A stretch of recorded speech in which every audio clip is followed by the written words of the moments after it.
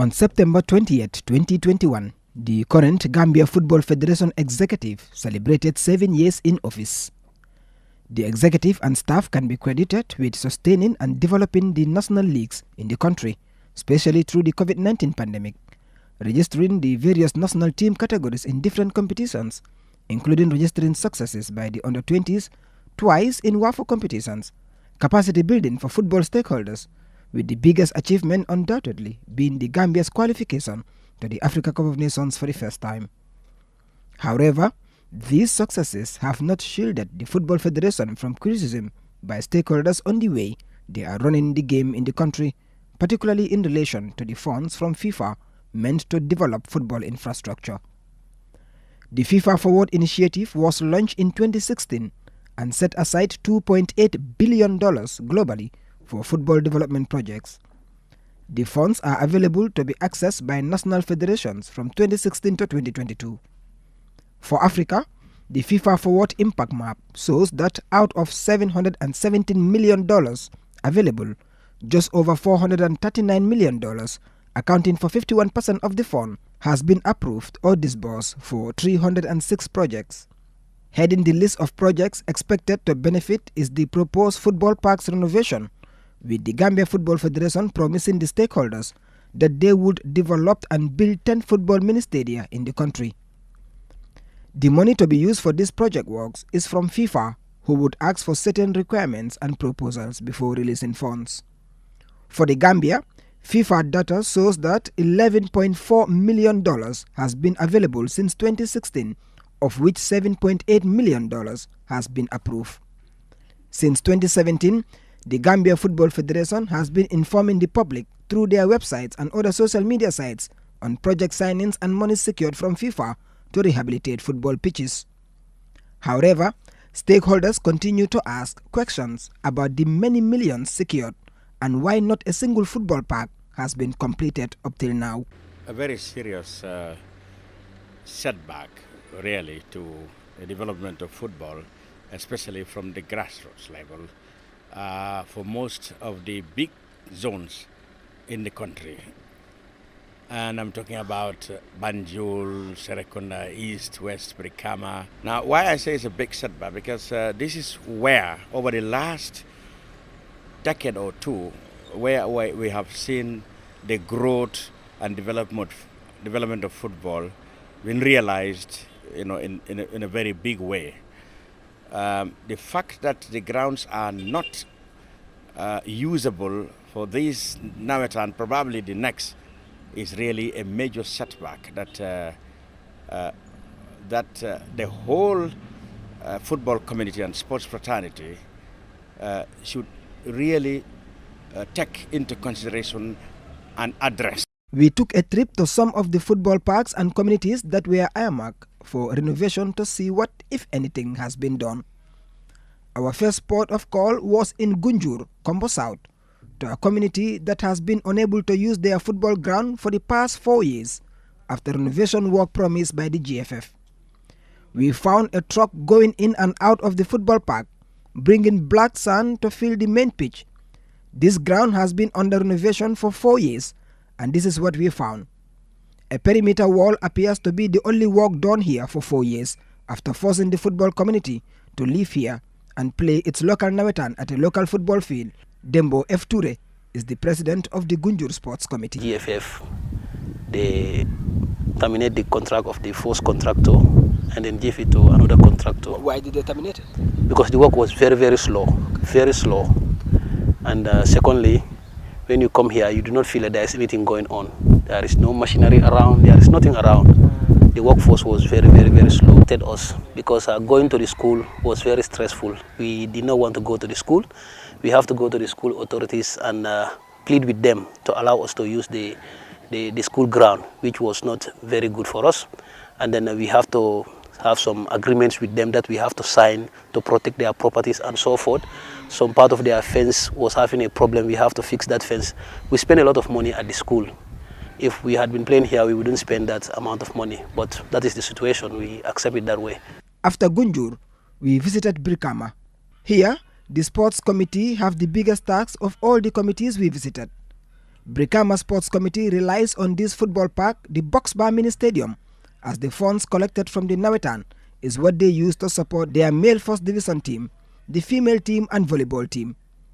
Now that the ground remains under this lengthy renovation, their only option is to switch to a local football ground called the SSP. The executive of the sports committee is disappointed that the GFF failed to deliver the renovation on schedule. Absolutely, we are very much disappointed, frustrated, as you can see, because Brikama Sports Committee, Boxbar is our source of income, everybody knows, because simply reason is we have responsibilities as a committee because we have teams that are under us, like Brikama United Football Club, male and volleyball, we have basketball, and also we have Brikama United female. Even athletics is under us. So it's a frustrating moment to us as far as this park is concerned. Yes. The entire Brikama is disappointed about it because if you know that you don't have enough fund, I don't think you should try a work which you know that it will not be finished. Because for us, even before removing this artificial turf, we have been playing. Though the turf was not very much good, but it does not stop us playing. Eventually, now everything is removed. Now we cannot do any activities here. We are very much disappointed. We look at some of the other projects that remain unfinished after 4 years. Over the past 2 years, the Gambia Football Federation have been active in announcing the signing of contracts with companies and consultants, saying this is to give a much-needed facelift to the country's football infrastructure. The largest footballing towns were identified as the main place to start with. In the capital, Banjul, works appears to be at standstill as stakeholders and football fans patiently await resumption of football at their football field. Banjul, like many other zones, cancelled this year's rainy season Nawetan due to the unavailability of a good playing ground. A maintenance was supposed to be carried out by the Gambia Football Federation before the COVID-19. And when this just came to the Banjul Sports Committee, and that was Nawetan period, because it was around, let's say, June, and then Nawetan was around the corner.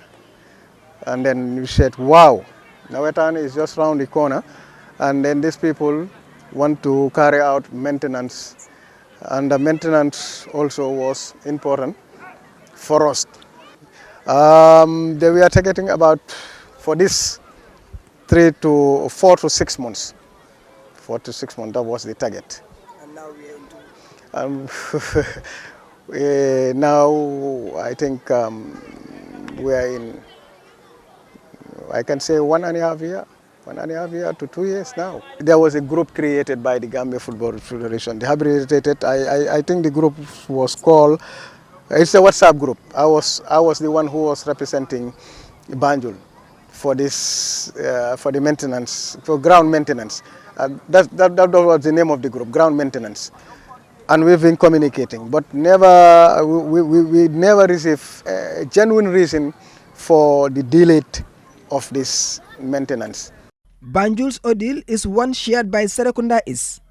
Here, the committee is frustrated and disappointed with the football authorities as they claimed they could have managed with their facility as it was playable before the so-called renovation work. We saw the GFF started this work sometimes February of 2021. On the 10th, the work has started, and then the work is going on. The work is going on. Up to a time, they've requested further approval. The work started with the 2 dressing rooms, and then the toilets, and then all the other works. But they did not touch the field. Everything was going. They went for a further approval to tell the committee that we want to touch the field.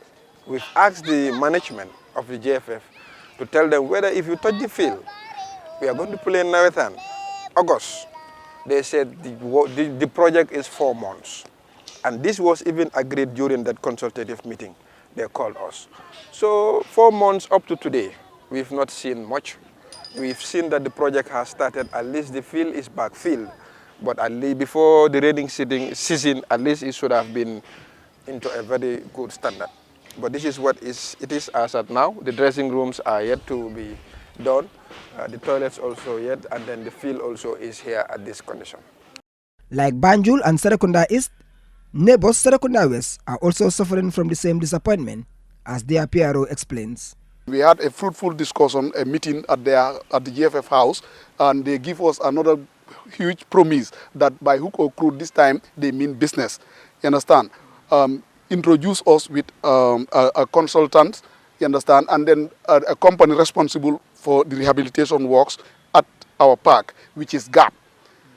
I personally, being the representative of Serekunda West in all those meetings, you understand, was made to understand and was introduced to this consultant and the contractors, that the contractor responsible to doing with the works. But unfortunately, they came here around January, February for requesting for the committee to hand over the park so that they could kickstart with the works. But unfortunately, since the handing over was done, you understand, I personally sat for weeks or months, come back to the park to see where the stage of the work is. But unfortunately, I found out that only the chain link fence at the other side of the park is being removed by the contractor. You understand? When I realized that situation, I deemed it necessary to contact the contractor. The contractor definitely vividly told me that it is because they are not getting monies from the GFF. The World Football Governing Body FIFA is allocating $11 million to each member association from 2016 to 2022. Infrastructural development is part of the allocation, but to access those funds, certain criteria need to be fulfilled, as explained in this video. As mentioned earlier, according to FIFA, of the $11,445,000 allocated to Gambia, they have already approved $7,819,354 in different projects. On infrastructure, $1,116,750 equivalent to just over $50 million. This begs the question, where is the money? Why is $50 million not able to renovate even a single park for more than 3 years and counting? The matter is very serious and it should be addressed. Now, I think the challenge is now on the Gambia Football Federation to come out clean and tell the people which projects. You know, in this FIFA Forward, in the new format, a lot of money is pumped from FIFA to various national associations to, to be used on projects, for example, infrastructure projects. Now, there might have been other infrastructure projects within the period you are talking about. But yes, the grounds, it's been a while, and the grounds are not done or completed. I think it is the GFF that really owes to the public to come out clean and explain how much have been approved and for what. According to the GFF Second Vice President, Ibo Fai, the projects involving the renovation of parks has been a total failure, and they must take full responsibility for this. Total failure, because maybe on hindsight, we might say that we could have concentrated on 1 or 2 or 3 and finished them, and before embarking on all these grounds. It's because we were just over ambitious, knowing that FIFA have approved certain amount of money for us. The second vice president of the federation directed us to the GFF's projects manager, responsible for the FIFA Forward projects. However, after more than 3 weeks of trying to get an interview with the projects manager, First Vice President Bakari Jammeh decides to not return or take our calls. Meanwhile, the president of the Gambia Football Federation, Lamin Kaba Bajo, replied by text that he was not able to add to what his GFF colleague had already said in their interview with us earlier. Going further, we also engaged one of the contractors who spoke to us under the condition of anonymity, revealed to us that after signing the contract with the football authorities, he had to pre-finance and start work and had spent more than $2 million. We were not able to clarify this point with the football authorities. So, for more than 3 years and counting, football in the Gambia has looked bright, considering performances by the junior teams and qualification to our maiden AFCON. However, given the potential offered by the FIFA Forward funds, the future should be much brighter and grassroots football should have already reaped the benefit. The Gambia's entry on the FIFA website shows the funds have been allocated to 6 pitch projects, 1 stadium project, and 1 technical center. Additionally, $72,500 has gone into capacity building, $365,663 on competition, and $769,391 on what is listed as other projects. For now, the playing surface at our national stadium is an embarrassment, and at grassroots level across the country, footballers continue to struggle to get proper training and playing facilities. In contrast, during the same period, Gambia's near neighbors, Mauritania, has approved 5 projects with 96% of their $4.1 million being spent on improving infrastructure, including refurbishing the Federation's headquarters, building 1 pitch, 3 stadium projects, and a new technical center. Très heureux et très content parce qu'on voit que le rêve qu'on avait tous ensemble il y a 5 ans, voire même un peu plus, de développer le football avec le programme Forward de la FIFA, mais on voit les résultats que ça peut donner, mais ces résultats sont possibles seulement quand il y a des personnes qui les mettent en œuvre. Donc j'aimerais encore une fois féliciter Ahmed, féliciter toute la communauté et la famille du football en Mauritanie.